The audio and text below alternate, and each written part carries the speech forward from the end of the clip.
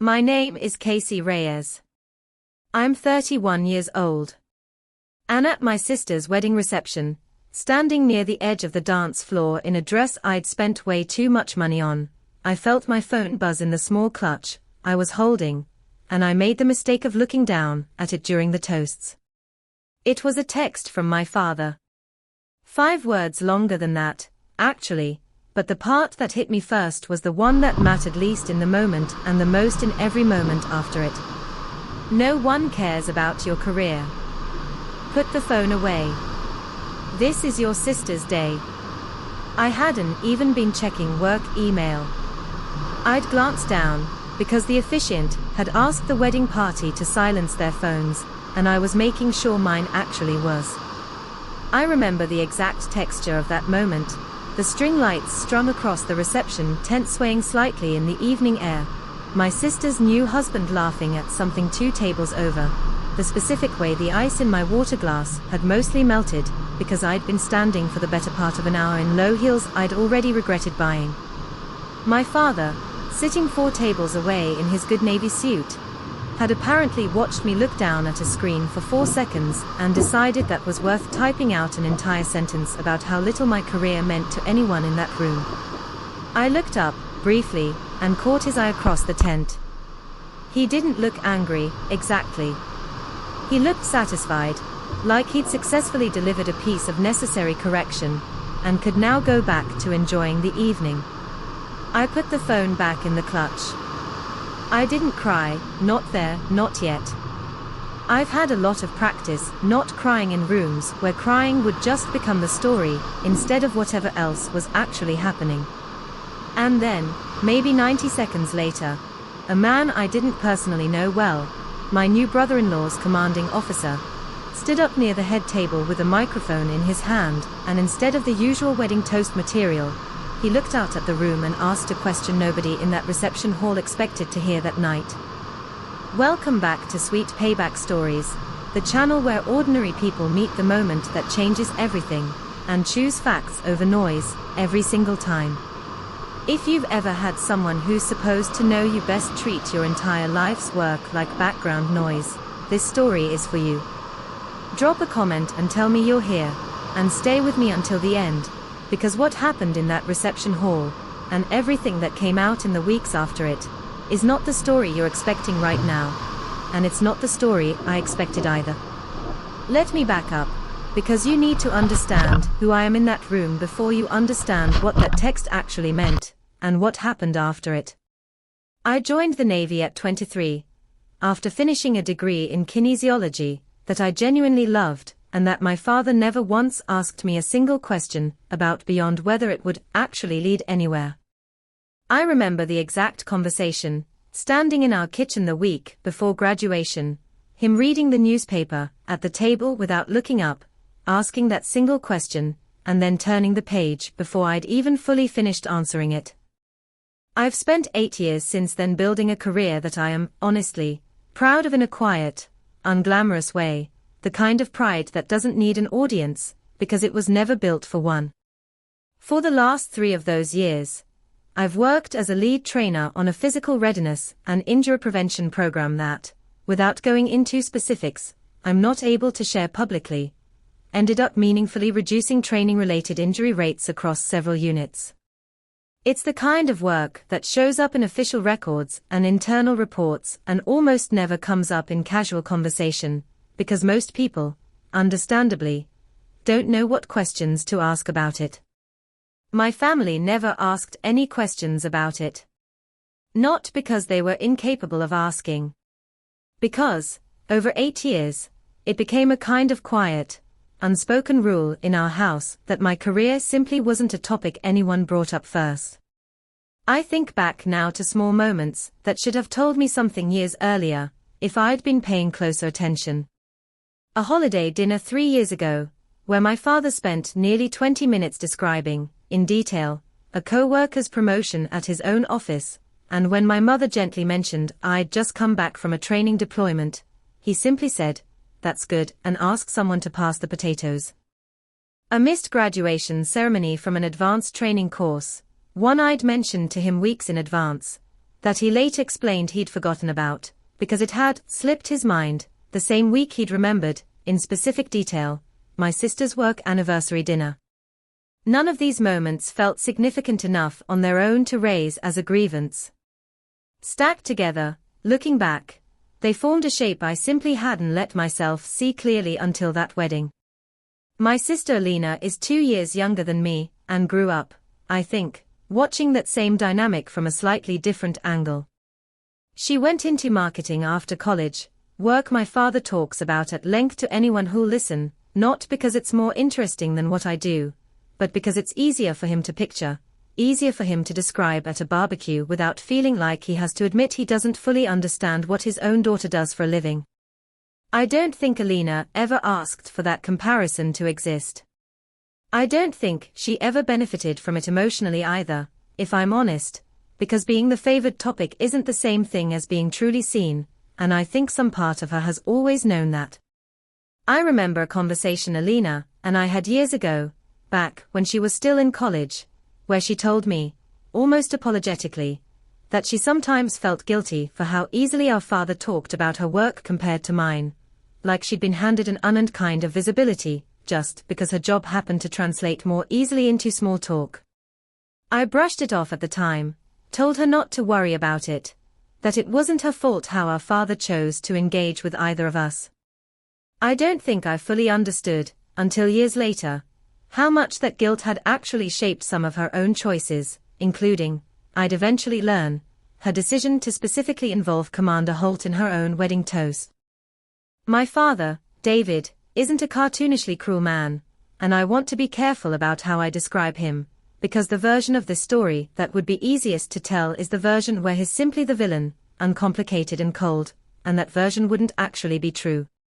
He's a quiet, private person who grew up in a household where feelings were rarely discussed out loud, and he carried that same style of parenting into raising us, mostly through what he didn't say rather than what he did.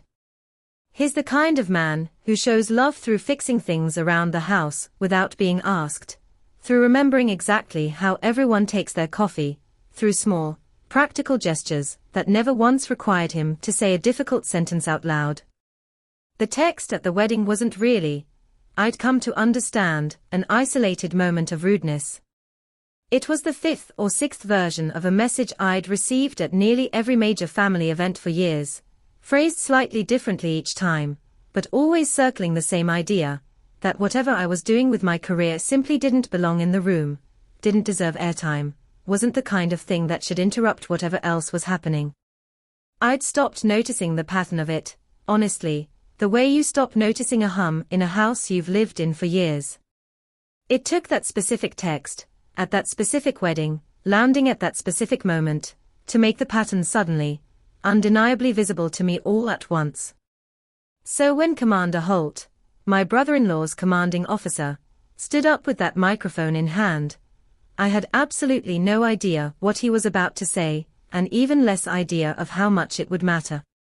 He started the way most toasts start, congratulating the couple, thanking Alina's family for welcoming him and the rest of the unit into the celebration. And then, almost as an aside, he mentioned that it was a genuinely small world, because it turned out one of the bride's own family members had actually worked directly with several members of his command over the past few years, on a program he described, in general terms appropriate for a wedding toast, as having quietly made a real difference in how their people trained and recovered. He said my name. He said it like it was simply a fact he assumed the room already knew, not a reveal, not a dramatic unveiling, just an ordinary detail mentioned in passing at a wedding. He went on for maybe another 30 seconds, describing, in the kind of measured, careful language officers use when they are proud of something, but also mindful of what's appropriate to share outside official channels, how the program had actually changed daily habits across multiple commands, how injury reports that used to come across his desk every single week had slowed to a fraction of what they once were, how he personally credited the shift to some very deliberate, very smart work done by people who rarely got any public credit for it. He didn't call me a hero. He didn't dramatize it. He just described, accurately and specifically, work I had actually done, in a tone that made clear he'd looked into it, that he wasn't simply being polite for the sake of a wedding toast. A couple of his own people, sitting further back near the bar, actually applauded briefly at that point, an easy, warm sound, the kind of applause that happens when a room genuinely means it rather than performs it out of politeness. I want to be honest about what that moment actually felt like, because it wasn't triumphant, not in the way you might expect. It was disorienting. Here was a man who barely knew me personally, standing up and saying, essentially, out loud, in front of my entire family, a fact about my work that had been sitting in official records the whole time, fully available to anyone who ever cared to ask, and none of them ever had. The information wasn't secret. It had simply never been requested. My hands were cold around my water glass. I remember that specifically, how cold my own hands felt, while a room full of strangers clapped for something my own family had never once brought up at a single dinner table. My best friend Talia, who I'd invited as my plus one that night since I wasn't seeing anyone at the time, leaned over from the next seat and squeezed my arm under the table, not saying anything at first, just letting the moment exist for a second before whispering, "Did you know he was going to say that?" I shook my head. She glanced toward my father's table the same way I had, and I watched her expression shift from confusion to something closer to quiet anger when she clocked his reaction, or rather, the specific absence of one. "He's still not even looking at you," she said, quiet enough that only I could hear it. She was right. He was looking at his plate, cutting into a piece of wedding cake he hadn't touched yet, like the entire toast had simply washed past him without landing anywhere at all. I looked toward my father's table almost instinctively, the way you look toward the person whose reaction you're bracing for before you even fully register that you're doing it. His face didn't do what I expected. I expected embarrassment, maybe even a flicker of pride breaking through despite himself. Instead, I watched him lean toward my uncle sitting next to him and say something quietly, a comment I couldn't fully hear from where I stood, but caught enough of to understand the shape of it. Something along the lines of, "Typical Casey, making it about her again," muttered under his breath in the exact same beat that a room full of near strangers was, for the first time in years, genuinely impressed by something I'd built. What I noticed next, though, mattered more than my father's reaction, and it took me longer to fully process. My mother's face didn't register surprise. Not the way you'd expect from someone hearing this kind of thing for the first time. She looked, instead, quietly proud, and quietly uncomfortable, in a specific combination that told me something I hadn't considered until that exact second. She already knew. Not the details Commander Holt shared that night specifically, but something. I'd sent her a message, months earlier, mentioning offhand that the program I'd helped build had gotten some positive attention within the fleet. She'd replied with a single warm sentence at the time, something like, "That's wonderful, sweetheart," and then, as far as I knew, never mentioned it again to anyone, including my father. Sitting there at that reception, watching her face, I understood she had been quietly holding a piece of good news about me for months, and had simply never found, or maybe never made, the moment to bring it into a conversation with the rest of the family. Her hands were folded tightly in her lap, and she kept glancing sideways at my father, a quick, practiced glance I recognized from years of watching her manage his moods without ever naming what she was doing out loud. Later that night, after most of the reception had wound down, my cousin Renata pulled me aside near the coat check, half laughing, half serious in the way you get after a few glasses of wedding champagne, and told me she had something on her phone she thought I should hear. Something she'd forgotten, she'd even saved until Commander Holt's toast reminded her of it. "I wasn't going to say anything," she said, fishing through her phone, "but honestly, after tonight, I think you should just hear it yourself instead of hearing about it secondhand." It was an old voicemail, nearly 2 years old, that my father had left on her mother's phone one evening, ranting, in the specific way people rant, when they think no one who matters is actually listening, about how I was wasting my potential in the military instead of pursuing something he considered more respectable, more understandable to people at his own workplace. I'd never heard it before that night. Listening to it standing in a hallway in my bridesmaid dress, heels in one hand, was its own particular kind of gut punch. Hearing, in his own unfiltered voice, confirmation that the pattern I'd only just started consciously noticing that same evening had actually been fully formed and articulated, privately, for years. Renata put her phone away quickly afterward, looking like she regretted showing me at all, and hugged me without saying anything else. I appreciated that more than she probably knew. I didn't confront him that night. I want to be clear about that, because I think the version of this story where I marched over to his table and said something dramatic in front of 200 wedding guests would be a more exciting scene to describe, and it's simply not what happened. I finished the reception. I hugged my sister goodbye, holding on to that hug a bit longer than usual, though neither of us said anything about why.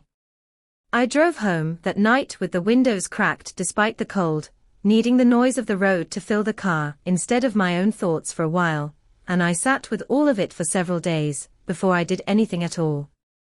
I remember getting home, hanging up that dress I'd spent too much money on in the back of my closet, and standing in my kitchen for a long time, without turning on any lights, just replaying the exact sound of my father's voice muttering to my uncle, trying to decide whether I'd actually heard what I thought I'd heard, or whether I was letting one bad moment color an entire evening that had, in every other respect, been a genuinely happy one for my sister. What actually happened next surprised me more than the wedding toast itself did. My sister called me 3 days later, not to check in on how I was feeling, exactly, but to tell me something she clearly needed to say out loud to someone. "I need to tell you something before you find out some other way," she said, and I remember bracing myself, unsure what was coming. She told me she'd specifically asked Commander Holt, weeks before the wedding, if he'd be willing to say something about my work during his toast, because she'd overheard our father, on more than one planning call during the past year, dismissing my career in exactly the tone I'd grown so used to that I'd nearly stopped hearing it. He said something on speaker once, while I was calling about seating charts, about how he hoped you wouldn't make the day about the military stuff, she told me, her voice tightening. I hung up and I just sat there for a while. And then I called Marcus's commanding officer myself, because I didn't want to make it weird by confronting Dad directly before my own wedding, but I also couldn't just let it go unsaid anymore. She said she hadn't wanted to make a scene about it herself, hadn't wanted to turn her own wedding into a confrontation, but she'd wanted, in some small, engineered way, for the truth about what I actually do to exist out loud in that room, once, even if our father chose to shrug it off anyway. I sat on the phone with her for a long time after that, mostly quiet, because I hadn't realized, until she told me, how much she'd been quietly absorbing the same dynamic I had, just from a slightly different seat at the table. About a week after the wedding, I finally sat down with my mother, alone, over coffee at her kitchen table, the same table I'd done homework at as a kid. I asked her, as gently as I could manage, why she'd never brought up what I'd told her about the program, why that piece of good news about me had simply stopped in her hands instead of traveling any further into the family. She was quiet for a long moment before answering, turning her mug slowly on the table without drinking from it. "It's not that I didn't want to tell people," she said finally. "It's that every time something good about you came up around your father, the room would get tense for days afterward, and I got tired of managing that tension, so I just stopped bringing it up. I told myself I was protecting the peace. I don't know that I was protecting anything except my own energy."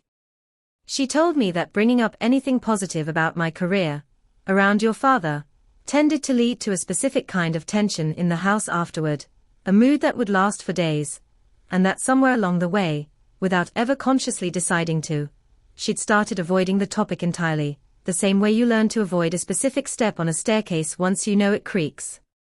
It wasn't malice on her part. It was, I think, a kind of exhausted self-preservation that had quietly cost me 8 years of a mother who was proud of me having almost nowhere safe to actually say so. That same conversation is where I finally learned the piece of this that reframed almost everything for me. My father had a younger brother, my Uncle Ray, who died in a training accident decades ago, while serving, back before I was even born. It's something the family almost never discusses, a subject that gets quietly steered around at holidays, the same practiced way certain topics get steered around in a lot of families. I remember, as a kid, seeing a single photograph of a young man in uniform on the hallway shelf and asking who he was, only to be told, briefly, "That's your Uncle Ray. He passed a long time ago," in a tone that made it clear the conversation was already over before it had properly started. My mother told me, carefully, sitting at that kitchen table, that she believed, though my father had never said it outright to her either, that every time my own career came up, some old, unprocessed grief about his brother surfaced right alongside it, something he'd never had the tools or the willingness to actually sit with, so instead, it came out sideways, as dismissiveness, as minimization, as anything except what it probably actually was underneath. "I think seeing you in that uniform does something to him he's never once talked about," she said. "I don't think he even fully understands it himself." I don't say this to excuse 8 years of a specific kind of hurt. I say it because understanding it changed the shape of the conversation I knew I eventually needed to have with him. The bank matter took longer to resolve organically, but that's not quite the right story for this one. Let me stay with what actually happened next in my own life, because the days right after the wedding weren't just about family conversations. I went back to work that Monday, back to an ordinary shift, and found myself, almost without meaning to, mentioning the whole wedding toast moment to a colleague of mine, a senior chief named Delgado who's worked alongside me on the injury prevention program since nearly the beginning of it. He listened to the whole thing without interrupting, the way he listens to most things, and when I finished, he just said, "You know, we've been telling people about that program for 2 years.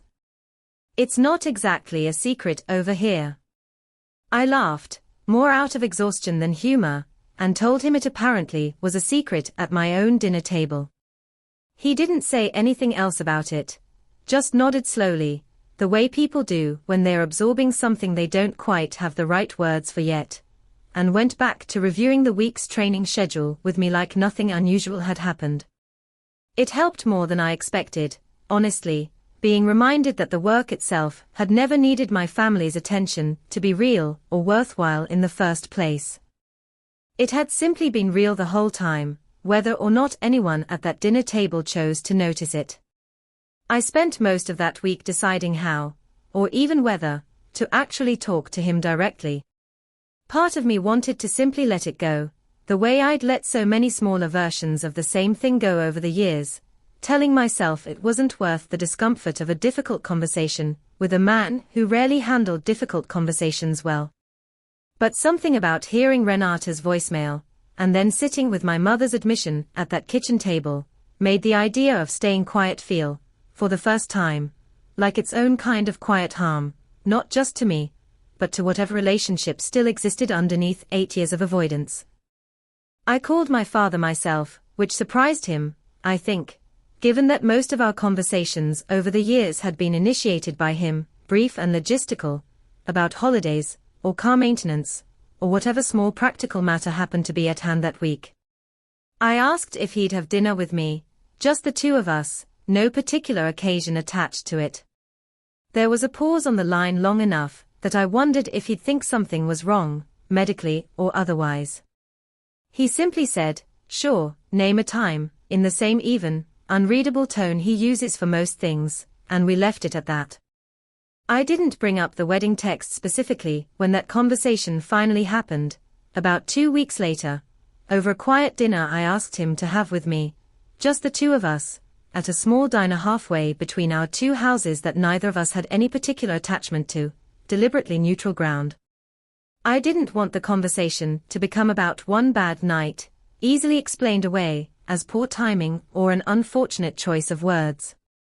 I wanted to talk about the pattern itself, the missed promotion ceremonies he'd chosen not to attend over the years, the deflected questions, the years of comments, that all pointed in the same quiet direction. I laid it out calmly, the way you lay out something you've had a long time to think through rather than something you're saying in the heat of a single moment. I told him about the ceremony he'd missed for a work conflict that, when I later checked, hadn't actually overlapped with the actual time of the event. I told him about the graduation he said had slipped his mind the same week he remembered every detail of my sister's dinner plans. I kept my voice level the entire time, the way I'd trained myself to stay level under far more literally dangerous circumstances than a diner booth. He didn't apologize cleanly, not at first. He did what he'd always done, started to minimize again, saying something about how he'd never meant anything by any of it, that I was reading too much into small things, that every family has moments like this. And then, midway through his own sentence, he stopped. I watched him actually stop and hear himself, in a way I'd genuinely never seen him do before, his fork resting halfway to his plate, forgotten entirely. And he said, quietly, almost like the realization surprised him as much as it surprised me, "I don't actually know what you do every day, do I?" It wasn't an apology exactly. It was something more useful than an apology, in a way. It was the first time in 8 years he'd said something honest about the actual size of the gap between us, instead of talking around it. We sat there for a while after that, neither of us saying much else, but it didn't feel like the tense, heavy silence I was used to from him. It felt like something had actually shifted, even if neither of us knew yet what to do with that shift. Weeks after that dinner, at an ordinary, low-key family meal that wasn't built around any particular occasion, he asked me, plainly, without any prompting from anyone else in the room, to explain what the injury reduction program I'd built actually involved. It was a small, quiet moment, nothing dramatic about it at all, no swelling music, no tearful embrace. He asked a real question, and he listened to the real answer, for the first time in nearly a decade. I remember having to pause for a second before answering, not because I didn't know what to say, but because I hadn't braced myself for the question ever actually coming. I want to be honest with you about how this story ends, because it isn't a clean, tidy redemption, and I think that's actually the more truthful version. My father and I don't have a perfect relationship now. He still isn't a man who says a lot out loud about how he feels, and I don't expect that to change dramatically at this point in his life. But he showed up to my most recent promotion ceremony, stood quietly in the back in his same good Navy suit, said very little the whole time, and stayed until the very end of it, shaking my hand afterward instead of the brief, distracted hug I'd grown used to expecting from him. It's more than he'd done for any similar occasion in the 8 years before that, and I've learned to let that be enough, rather than measuring it against some idea of what a perfect apology might have looked like. I've stopped waiting for his approval to feel proud of the work I've built. I've started putting that same energy, instead, into mentoring some of the younger service members coming up through programs like the one I helped build, women especially, who remind me, more often than I'd like, of exactly what it felt like to build something real and have almost nobody in the room ask a single question about it. A few months ago, one of them, a young enlisted woman barely out of training, asked me, almost shyly, whether it ever got easier, having family who didn't quite understand what she did for a living. I told her the truth, which is that it doesn't always get easier, but it does get quieter, eventually, once you stop needing the people who don't ask to be the ones who validate you. She nodded slowly, the way you nod at something you're not fully ready to believe yet, but want to. I recognized that look. I'd worn it myself, plenty of times, long before that wedding, long before a commanding officer I barely knew said my name out loud in a room full of people who'd never once thought to ask. I still think about my father sometimes, not with the same sharp resentment I carried for those first few weeks, but with a kind of tired, complicated compassion, the recognition that is a man carrying an old grief he never learned how to hold properly, who happened to let that grief land, again and again, on the one daughter whose life most closely resembled the brother he lost. It doesn't erase 8 years of feeling unseen.